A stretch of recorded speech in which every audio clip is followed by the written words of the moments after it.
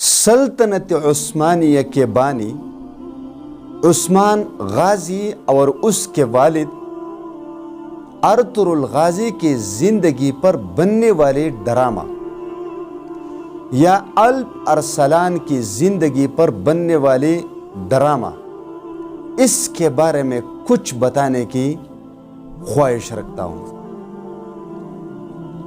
देखिए, मीडिया का दौर है, सोशल मीडिया भी है, इलेक्ट्रॉनिक मीडिया भी है। कम लोग किताबें उठाकर पढ़ते हैं, ज्यादा लोग इसी मीडिया पर इक्तिफा करते हैं और सब कुछ इंटरनेट पर तलाश करके पढ़ते हैं और देख रहे हैं, चाहे वो तारीख हो, चाहे फिक़्ह हो, चाहे तफसीर हो, चाहे हदीस हो। इस वक्त जो तुर्की ने ये सिलसिला शुरू किया हुआ है तारीखी ड्रामों का, तो ड्रामे तो दुनिया के हर मुल्क में बनते हैं, हमारे पाकिस्तान में भी बनते हैं, लेकिन हमारे पाकिस्तान के ड्रामा राइटर्स को सिवाय इश्क और माशूक़ी के कुछ नहीं आता कि वो कुछ लिखे। वो क्या लिखते हैं? ननंद, भाभी, बहू, सास, बेटी, इसमें मोहब्बत कैसे हो सकती है? आप अपने घर बार को छोड़कर अपने आशिक के साथ कैसे भाग सकती है? अपने शौहर से तलाक लेकर किसी दूसरे मर्द के साथ निकाह कैसे की जा सकती है? ये वो सारे हराम तरीक़े यहाँ पर दिखाए जा रहे हैं जिन्होंने हमारे ख़ानदानी ज़िंदगी को बर्बाद कर दिया, नौजवानों को बर्बाद कर दिया, ख़वातीन को बर्बाद कर दिया। यहाँ तक कि हमारे पाकिस्तान के मुआशरे के 95% घरेलू ज़िंदगी में इस्लाम का तसव्वुर ही ख़त्म कर दिया, कुरान का तसव्वुर ही ख़त्म कर दिया।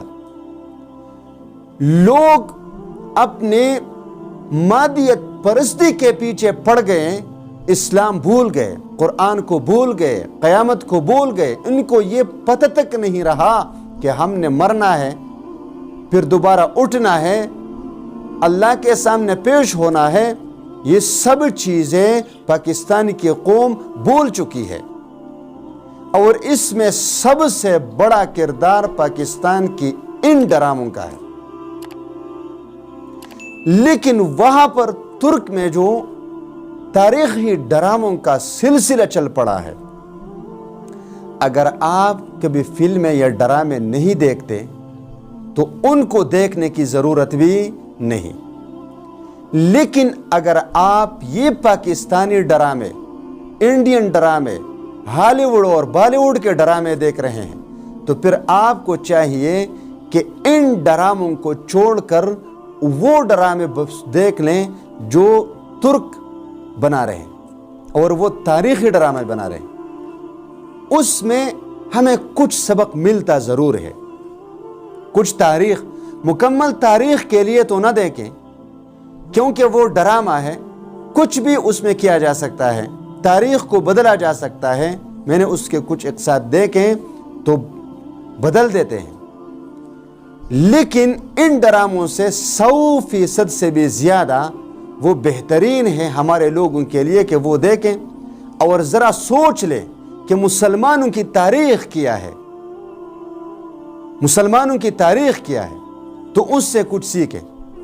देखिए, उन्होंने जो सल्तनत कायम की, उस्मान गाजी ने जो सल्तनत कायम की, वो हर जगह कामयाब क्यों हुए?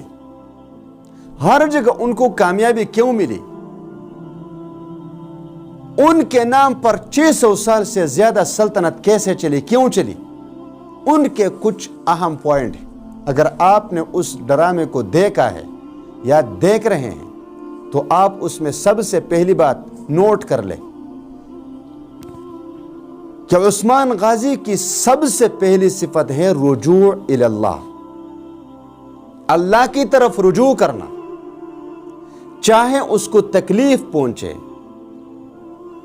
चाहे उसको भलाई पहुंचे, चाहे वो दुश्मनों के हाथों शिकस्त खाए, چاہے وہ زخمی ہو، چاہے وہ فتح یاب ہو، اس کو فتح ملے۔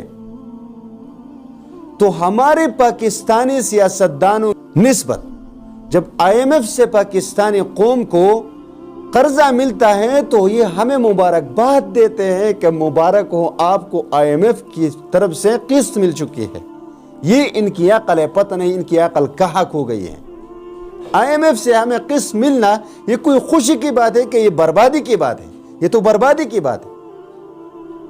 لیکن جب اس کو فتح ملتا ہے، جب اس کو شکست ہو جاتی ہے یا اس کو کوئی بھی تکلیف پہنچ جاتی ہے تو وہ اللہ کی طرف رجوع کرتے ہیں، اللہ سے دعا مانگتے ہیں۔ جب اس پر برا وقت آتا ہے تو دعا مانگتا ہے۔ آپ نے دیکھ لیا ہوگا ہمارے حکمران یہ کر رہے ہیں، عوام یہ کر رہے ہیں، نہیں کر رہے، اس لیے تو یہ رو رہے ہیں، اس لیے تو رو رہے ہیں۔ لیکن وہ کیا کر رہے ہیں؟ اللہ سے دعا، اللہ کی طرف رجوع، رات کو اٹھ کر قرآن کو اٹھا کر تلاوت نماز پڑھ کے اللہ سے گڑ گڑا کے دعا مانگتے ہیں کہ یہ اللہ یہ فتح آپ کی طرف سے ہے، ہم تو صرف کوشش کر رہے ہیں۔ اگر ان کو کوئی تکلیف اور مشقت آ جاتی ہے تو اللہ کی طرف ہاتھ اٹھا کر یا اللہ اس سے ہمیں کامیابی دے، ہمیں راستہ دکھا دے کہ میں اس وقت کیا کروں۔ تو یہ ان کی پہلی صفت۔ سلطنت عثمانیہ کے بانی عثمان خان غازی کے سب سے بڑی صفت یہ ہے رجوع الی اللہ، جو ہر چیز کی نسبت اللہ کی طرف کرتے ہیں۔ دوسری بات جوش اور جذبہ، کہ کچھ بھی ہو جائے ہمت نہیں ہارتے، اس میں ایک جوش ہے، ایک جذبہ ہے، اور وہ جذبہ جو اس کے دل میں ہے وہ اللہ کی محبت ہے، اسلام کی محبت ہے، مسلمانوں کی محبت ہے، اعلاء کلمت اللہ ہے، مسلمانوں کی کامیابی ہے، اللہ تعالیٰ اور رسول کی محبت ہے۔ تو دوسری چیز اس ڈرامے میں سب سے بڑی وہ جوش اور جذبہ۔ تیسری چیز دیانت، اس میں بددیانتی نہیں، اس میں خیانت نہیں، بالکل بھی۔ آپ اس کو دیکھ لیں اس ڈرامے کو کہ اس میں دیانتداری کی سطح کتنی ہے، بددیانتی کی تصور بھی نہیں ہے وہاں سے کہ وہ کبھی بددیانتی کرے گا، کبھی خیانت کرے گا، نہیں کرے گا۔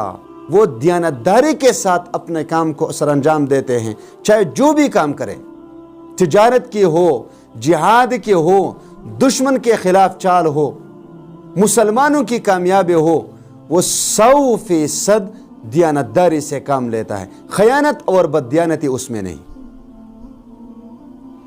چوتھی بات اس میں غالباً چوتھی بات ہے کہ ان میں مسلمانوں کے لیے ایک تڑپ ہے کہ جس خطے میں بھی مسلمانوں کو کوئی تکلیف ہو رہی ہے کفار کی طرف سے، تو وہاں پر اس کے دل میں ایک تڑپ موجود ہے، اور وہ اسی جد و جہد میں لگا ہوا ہوتا ہے کہ میں کسی بھی طریقے سے مسلمانوں کو چھٹکارا دلا دوں، کہ وہ کفار کے ظلم اور ستم سے بچ جائے۔ اور یہ حدیث سے رسول اللہ صلی اللہ علیہ وسلم کہ مسلمان آپس میں بائی بائی ہیں، اور مسلمانوں کی مثال ایک جسم کی مانند ہے، جسم کے کسی بھی حصے میں تکلیف ہے تو سارے جسم کو اس کا احساس ہو جاتا ہے۔ اسی طرح مسلمان جس خطے میں بھی ہو اور ان کو تکلیف ہو تو سارے مسلمانوں کو تکلیف ہونا چاہیے، جو آج کل کے زمانے میں نہیں پایا جا سکتا۔ تو چوتھی بات اس میں یہ ہے۔ پانچویں بات اس میں کیا ہے؟ عدل اور انصاف۔ مسلمانوں کے ساتھ تو وہ عدل کرتے ہی ہیں، لیکن جب وہ کفار کے قلعے کو فتح کر لیتا ہے تو وہاں پر ان کے ٹیکس میں کمی کر دیتے ہیں، ان کو مکمل طور پر مذہبی آزادی دی جاتی ہے، ان کو جو مکمل طور پر تحفظ فراہم کیا جاتا ہے۔ تو پھر آپ دیکھ رہے ہیں کہ لوگ جوق در جوق اسلام میں داخل ہو رہے ہیں، اور ان کے عدل سے، انصاف سے وہ متاثر ہو کر مشرف با اسلام ہو جاتے ہیں۔ اور سب سے بڑی صفت یہی ہے ایک حکمران میں کہ عدل اور انصاف، اس میں ظلم نہیں۔ اور بھی بہت سارے چیزیں ہیں، میں بیان کرنے کی کوشش کرتا ہوں، چاہ رہا ہوں، لیکن وقت کی کمی ہے، لہٰذا آپ اسی پر اکتفا کر لیں اور ان چیزوں کو دیکھ لیں اور اپنی زندگیوں میں لانے کی کوشش کریں۔ ایک دن ہم بھی سرخرو ہو سکتے ہیں، دنیا میں بھی اور آخرت میں بھی۔